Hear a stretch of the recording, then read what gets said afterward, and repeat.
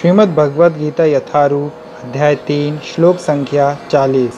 इंद्रियाणि मनोबुद्धिर अस्याधिष्ठानमुच्यते एतैर्विमोहयत्येष ज्ञानमावृत्य देहिनम्। इंद्रियां, मन तथा बुद्धि इस काम के निवास स्थान हैं। इनके द्वारा यह काम जीवात्मा के वास्तविक ज्ञान को ढककर उसे मोहित कर लेता है। तात्पर्य: क्योंकि शत्रु ने बद्ध जीव के शरीर के विभिन्न सामरिक स्थानों पर अपना अधिकार कर लिया है, अतः भगवान कृष्ण उन स्थानों का संकेत कर रहे हैं जिससे शत्रु को जीतने वाला यह जान ले कि शत्रु कहाँ पर है। मन समस्त इंद्रियों के कार्यकलापों का केंद्र बिंदु है, अतः जब हम इंद्रिय विषयों के संबंध में सुनते हैं तो मन इंद्रिय तृप्ति के समस्त भावों का आगार बन जाता है। इस तरह मन तथा इंद्रियां काम की शरणस्थली बन जाती हैं। इसके बाद बुद्धि ऐसी कामपूर्ण रुचियों की राजधानी बन जाती है। बुद्धि आत्मा की निकट पड़ोसन है। काम में बुद्धि से आत्मा प्रभावित होती है, जिससे उसमें अहंकार उत्पन्न होता है और यह पदार्थ से तथा इस प्रकार मन तथा इंद्रियों से अपना तादात्म्य कर लेता है। आत्मा को भौतिक इंद्रियों का भोग करने की लत पड़ जाती है, जिसे वह वास्तविक सुख मान बैठता है। श्रीमद् भागवत में आत्मा के इस मिथ्या स्वरूप की अत्युत्तम विवेचना की गई है।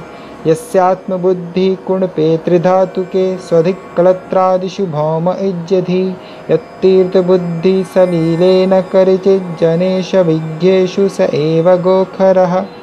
जो मनुष्य इस त्रिधातु निर्मित शरीर को आत्मस्वरूप जान बैठता है, जो देह के विकारों को स्वजन समझता है, जो जन्मभूमि को पूज्य मानता है और जो तीर्थ स्थलों की यात्रा दिव्य ज्ञान वाले पुरुषों से भेंट करने के लिए नहीं अपितु स्नान करने के लिए करता है, उसे गधा या बैल के समान समझना चाहिए। श्रीमद् भगवद गीता यथारूप अध्याय 3 श्लोक संख्या 41। तस्मात् त्वमिन्द्रियाण याद्यो नियम्य भरतर्षभ पापमानं प्रजहिह्येनं ज्ञान विज्ञान नाशनम। इसलिए हे भरतवंशियों में श्रेष्ठ अर्जुन, प्रारंभ में ही इंद्रियों को वश में करके इस पाप के महान प्रतीक काम का दमन करो और ज्ञान तथा आत्म साक्षात्कार के इस विनाशकर्ता का वध करो। तात्पर्य: भगवान ने अर्जुन को प्रारंभ से ही इंद्रिय संयम करने का उपदेश दिया, जिससे वह सबसे पापी शत्रु काम का दमन कर सके, जो आत्म साक्षात्कार तथा आत्मज्ञान की उत्कंठा को विनष्ट करने वाला है। ज्ञान का अर्थ है आत्मा तथा अनात्म के भेद का बोध, अर्थात यह ज्ञान कि आत्मा शरीर नहीं है। विज्ञान से आत्मा की स्वाभाविक स्थिति तथा परमात्मा के साथ उसके संबंध का विशिष्ट ज्ञान सूचित होता है। श्रीमद् भागवत में इसकी विवेचना इस प्रकार हुई है: ज्ञानं परमगुह्यं मे यद्विज्ञानं समन्वितं सहरस्यं तदगं च गृणानगदितं मया। आत्मा तथा परमात्मा का ज्ञान अत्यंत गुह्य एवं रहस्यमय है, किंतु जब स्वयं भगवान द्वारा इसके विविध पक्षों की विवेचना की जाती है तो ऐसा ज्ञान तथा विज्ञान समझा जा सकता है। भगवद गीता हमें आत्मा का सामान्य तथा विशिष्ट ज्ञान तथा विज्ञान प्रदान करती है।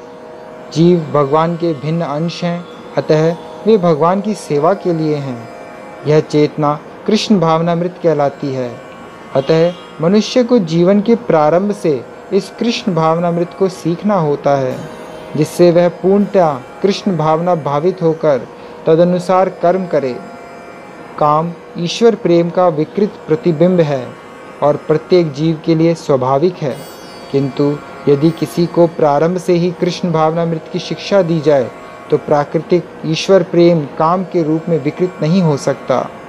एक बार ईश्वर प्रेम के काम रूप में विकृत हो जाने पर इसके मौलिक स्वरूप को पुनः प्राप्त कर पाना दुस्साध्य हो जाता है। फिर भी कृष्ण भावनामृत इतना शक्तिशाली होता है कि विलंब से प्रारंभ करने वाला भी भक्ति के विधि विधानों का पालन करके ईश्वर प्रेमी बन सकता है। अतः जीवन की किसी भी अवस्था में या जब भी अनिवार्यता समझी जाए, मनुष्य कृष्ण भावनामृत या भगवत भक्ति के द्वारा इंद्रियों को वश में करना प्रारंभ कर सकता है। और काम को भगवत प्रेम में बदल सकता है, जो मानव जीवन की पूर्णता की चरम अवस्था है। हरे कृष्णा। अपडेट्स के लिए चैनल को सब्सक्राइब करें और यदि टॉपिक से रिलेटेड आपका कोई प्रश्न हो तो कमेंट बॉक्स में आप पूछ सकते हैं।